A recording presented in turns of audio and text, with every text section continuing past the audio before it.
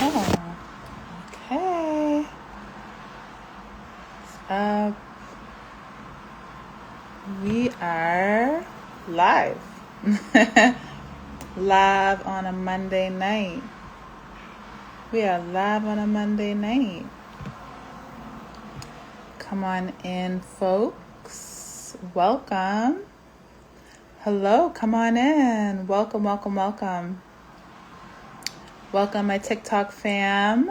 Welcome, Instagram fam. And welcome to my sanctuary ladies. Come on in. Today, I'm very excited. We're going to be talking about body language and what your body is actually saying to you. And so one of the ways that our body communicates with us is through the state of our tissues. So this is swelling and inflammation. And so we're going to dive into what that means. What does it mean when we have swelling? What does it mean when we have inflammation? And ways that we can support the natural processes in our body. And then after this live on the social media platforms, we are going to go into the sanctuary. And with my ladies, I'm going to go into a deeper practice. So we're going to go into a deeper somatic healing practice. I'm actually going to show the ladies how to do a self-lymphatic drainage massage so that we can actually reduce the swelling and puffiness in our body naturally and by ourselves with the tools that God has given us, right? Our hands and our wisdom. So if you are struggling with swelling and inflammation, you definitely want to stay on and watch this. If you're not yet part of the sanctuary, if you're not yet part of our Lotus Ladies group, you really want to come in and join. This is where we go deeper into the healing. So on social media, we go over the knowledge and the information, and inside the sanctuary, that's where we go into the practice, to the embodied practice, where I actually show the ladies how to heal naturally, how to reconnect with their bodies, and of course, move out of survival mode into a life of joy and pleasure. So thank you all for joining. Just gonna decline that request. Let me know where you're joining from. Let me know where you're joining us from today. Inside the sanctuary, I know we have ladies from Ethiopia, we have ladies from all over Europe, we have ladies from the States, all over Canada.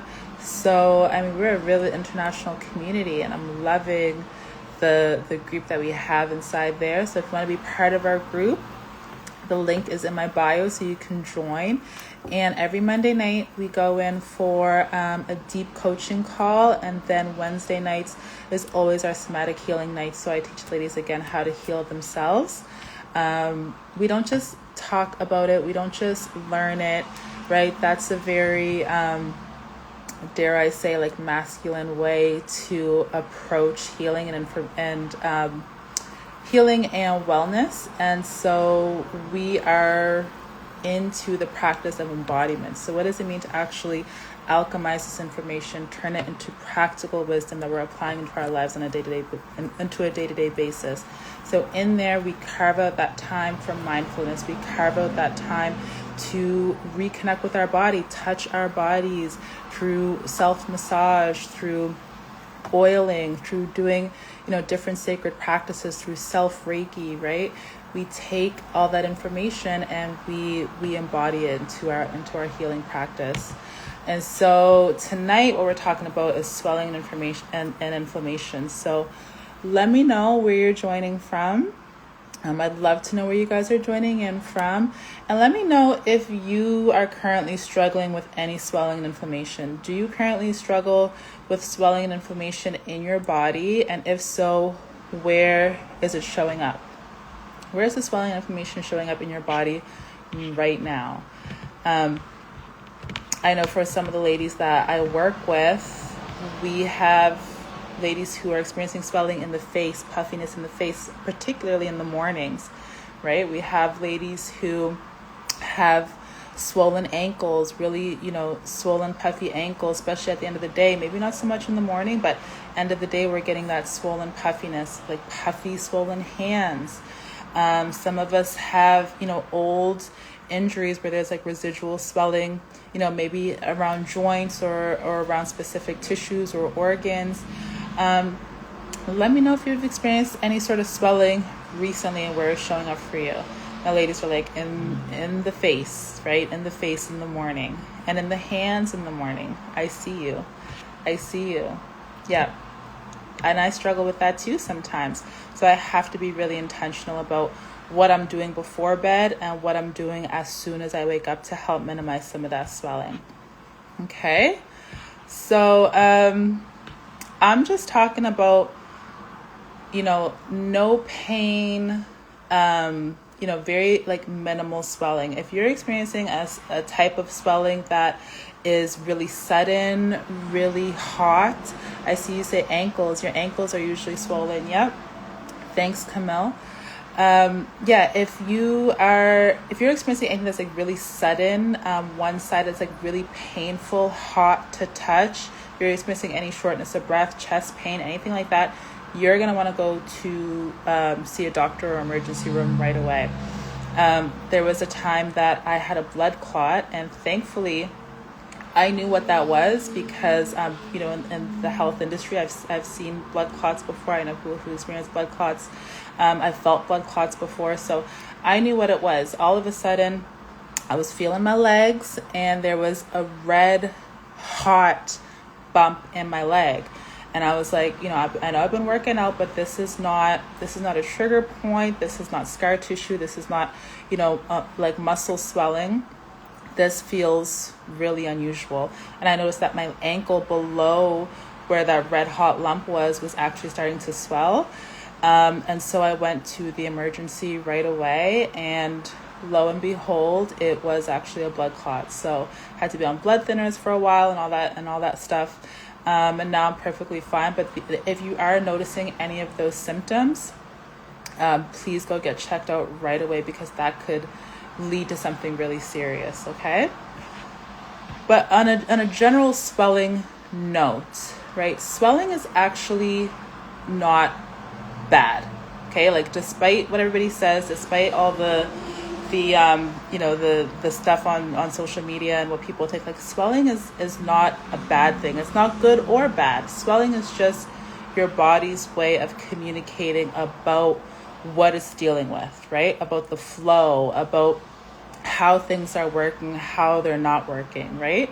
So your body is actually communicating with you signals from tissue, from your immune systems, from your organs, and swelling is just a way for our body to tell us what's going on. Someone here says, I'm on blood clot and blood thinners from an injury. Yeah, that's totally normal. I'm curious to know how long you've been on blood thinners for. Typically, we want them to be like short term, like not anything that's super long term. But swelling is letting us know that something is going on, right? So in the case of a blood clot, your body's going to swell, that tissue area is going to swell to tell you that something is lodged, something is not right here, so you need to pay attention, right? And sometimes swelling shows up if there's scar tissue, if there's debris, if there's a new injury, when we're sick, right? When we're sick, our lymph nodes start to swell, we start to experience fever, right? Or if we get an injury, we start to see swelling in that area. And most people want to take like an anti-inflammatory or something to take the swelling down. But really what's happening is all of your like white blood cells, all of those healing mechanisms in your body are coming to that area, creating a lot of activity in that area to help remove scar tissue, move debris, so that the area can heal and get better. Okay, day 13. That's not that bad. And you want to make sure that you're doing other things to support, proper circulation in your body. And so from a physiological standpoint, our circulatory system and our lymphatic system work together. So our circulatory system, that's our blood vessels. They help to take fluid and nutrients through the body, right? And what happens is our tissues actually hold some of that fluid in the spaces between our cells. So that's called interstitial fluid. Swelling happens when more fluid comes in between the cells than what can be reabsorbed. Than what can be reabsorbed and drained out of the body. Okay, so that's when swelling happens, is when there's more fluid in between the cells than what the body can actually filter out. And so the lymphatic system, that's the return pathway. So if there is extra fluid in the body, the lymphatic system helps to pull that fluid out, right? And not just fluid, but like extra proteins, like cellular waste, immune cells, right? So the lymphatic system is actually responsible for managing the swelling in our body, managing how much fluid is being held in our body. And so the circulatory system, that's taking the blood through the vessels, helping to transport nutrients and important things for our body.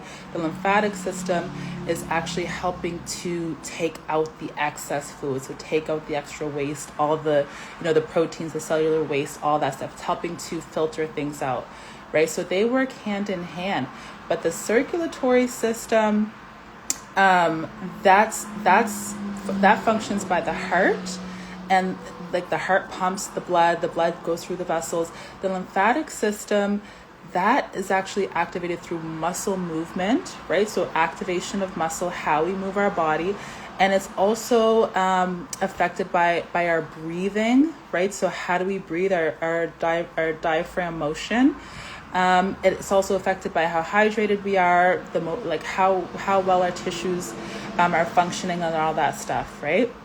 Is it okay for just a little time? I see your question, for your body to be better. Yeah, absolutely. I'm not anti-medication, right? Sometimes we need that boost to support our immune system, and help us get on the right track so that our body can do the rest of the work, right? So yes, absolutely. If your doctor is telling you to take some medications, do what your doctor says. Your doctor knows best. But we can also supplement, that with other holistic natural things that I'm going to share with you guys in a second. So when does swelling actually increase, right? When do we get more swelling and inflammation in the body? So if our capillaries, which are our lymphatic vessels, if they get weak or if they start to leak, that's when we get some additional swelling in the body. So this could be, due to allergies. This could be due to infection, injuries. If we have increased pressure in the vessels, like if we've been standing for too long or sitting for too long, right, we can get swelling. That's why most people experience swelling at the end of the day in the ankles. Or we experience like swelling and puffiness in the face and in the hands because our lymphatic vessels have been compressed while we're sleeping. Or we get more swelling if there's reduced drainage, like if we're sedentary, if we have shallow breathing, like not breathing properly, or if we have any sort of tissue restrictions, like for example, an injury or internal scar tissue, right? So there's two types of swelling, essentially. There's like regular general swelling, which, you'll be able to feel it in your body. Like we want like healthy tissue bounce back. Like when you press on your tissue, you want it to bounce back, fairly, healthily, like fairly quickly. And then if we press into it and it's actually slow coming out, that could be an indication of lymphedema. If you're pushing it and it feels like there's fluid in it, that's just general swelling, right? So if you're feeling swelling in your body, you can self-assess and see what type of swelling is this? Is this just, regular swelling where it just feels like there's a pocket of fluid underneath the tissue? Or if it's like, if you release the finger and it's actually taking a long time to fill back up or to open back up, that could be an indication of lymphedema, which is it's a condition that just it just shows that you have an impaired lymphatic system. Okay. So lymphedema can be caused by different things, whether like an old injury, or it can be secondary to like an infection or trauma. But otherwise, like other times, it can be something that's more persistent and more chronic. She says, I've this right now in the legs after a long walk. It is painful. Yep. Yeah, swelling is not fun, right? Try to put on your socks, try to fit into your old shoes when your ankles are swollen. That's not fun.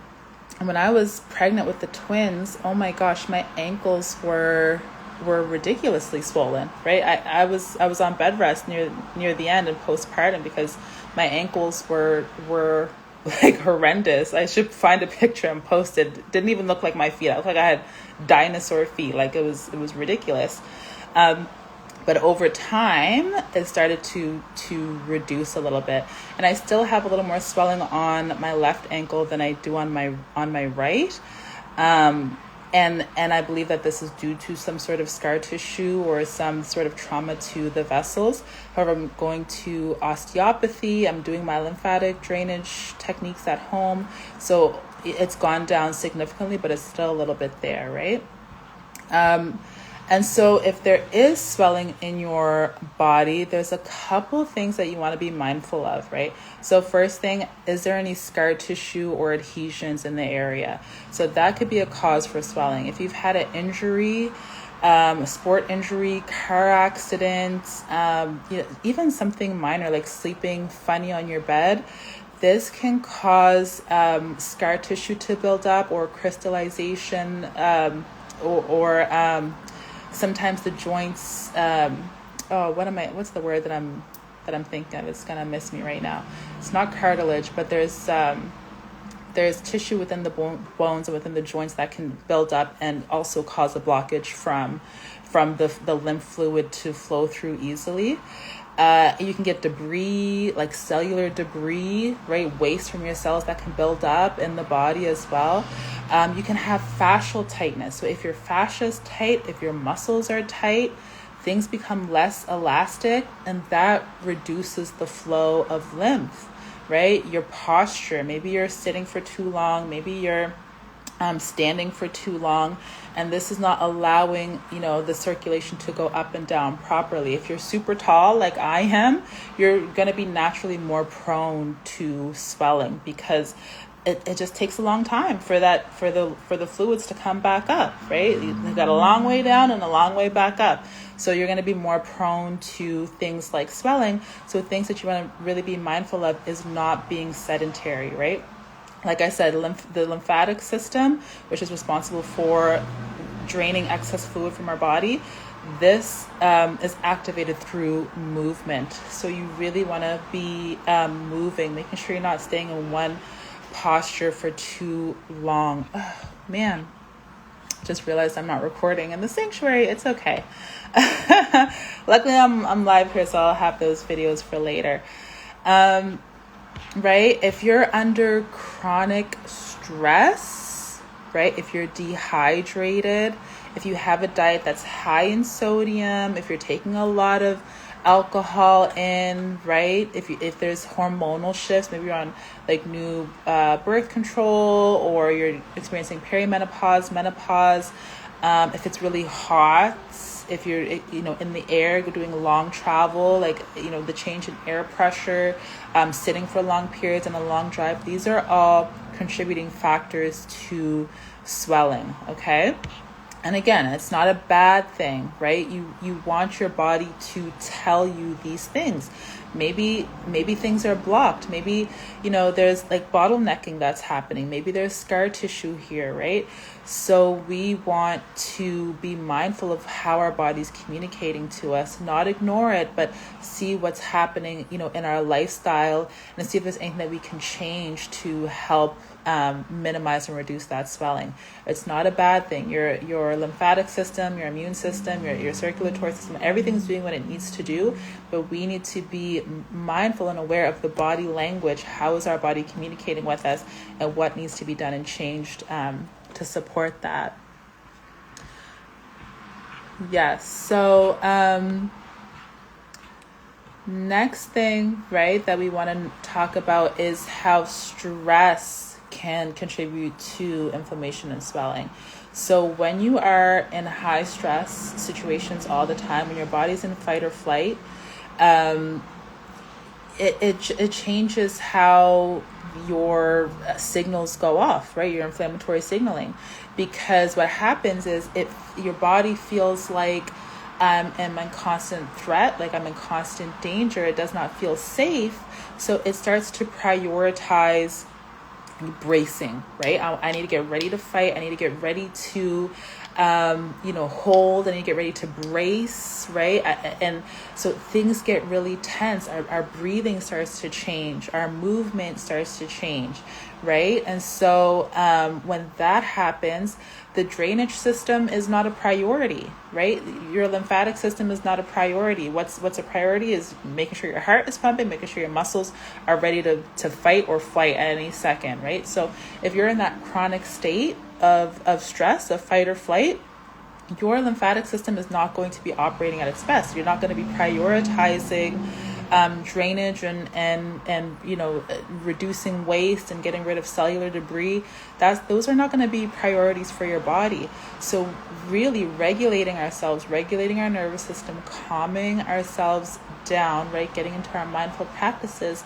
These are all things that support our natural bodily functions, to support us from getting a chronic inflammation and swelling. So stress has been very high. Yeah, thanks for sharing that, Valencia. It seems like we repeat the same things over and over, but again, we tend to absorb so much information, but when it comes to applying the practice, sometimes there's a gap there. So what we really want to begin doing is getting out of these fight or flight states, right? Where are some opportunities for you to take 10 minutes, 15 minutes to calm down, to show your nervous system that it's safe, right? Practicing mindful breathing. As we said, the lymphatic system, yes, it's activated by muscular movement, but it's also activated by how we breathe.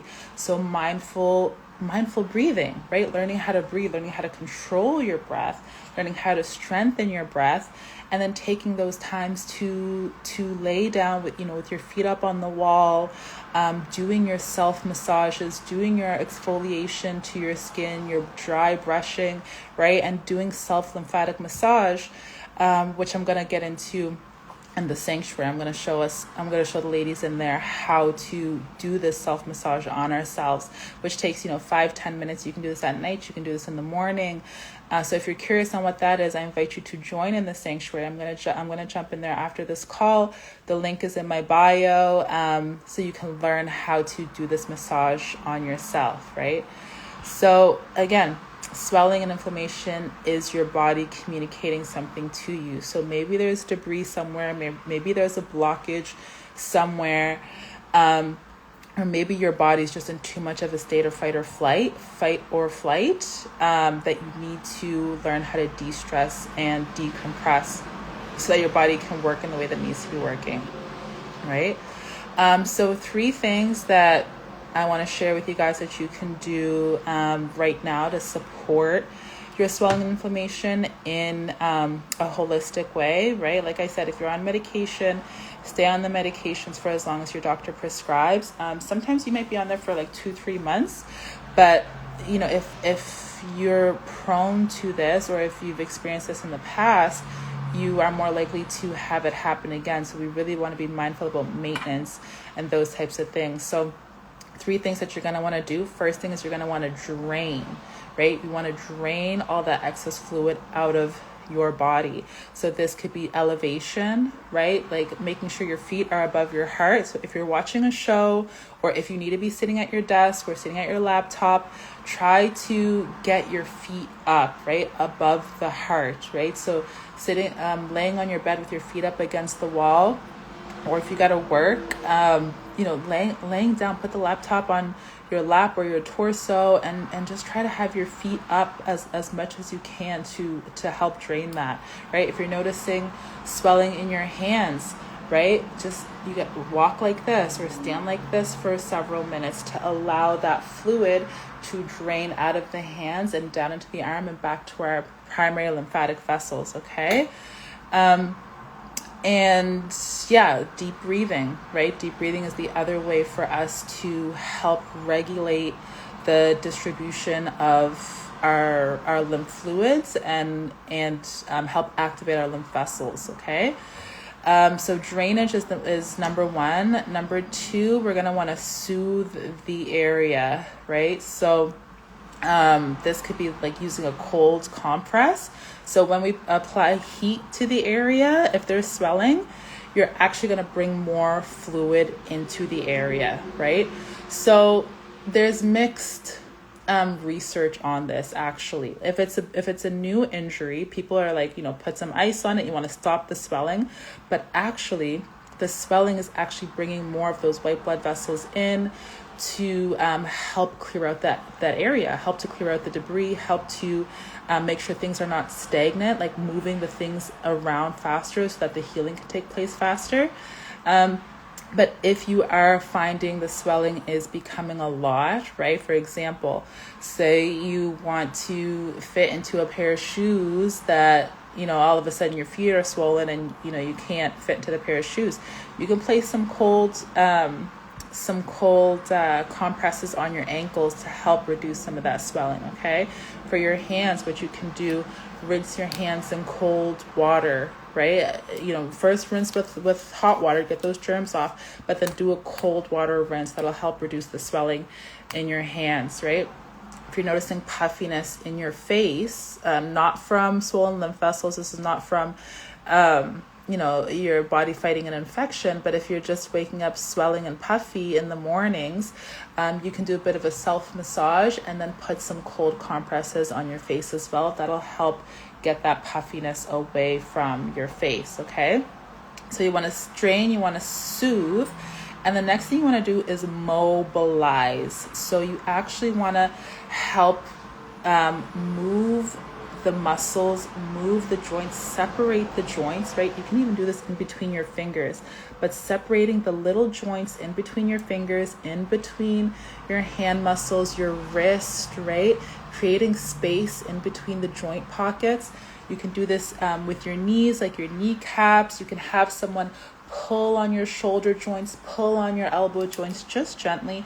Anywhere that you're feeling swelling, that mobilization is actually going to separate the joints, separate the tissue. So if there is fluid that's stuck in there, it'll have that space to just come out and flow out, right? So this is something that we do in massage therapy. We do mobilizations in massage. I'm a registered massage therapist, so this is something I do for my clients.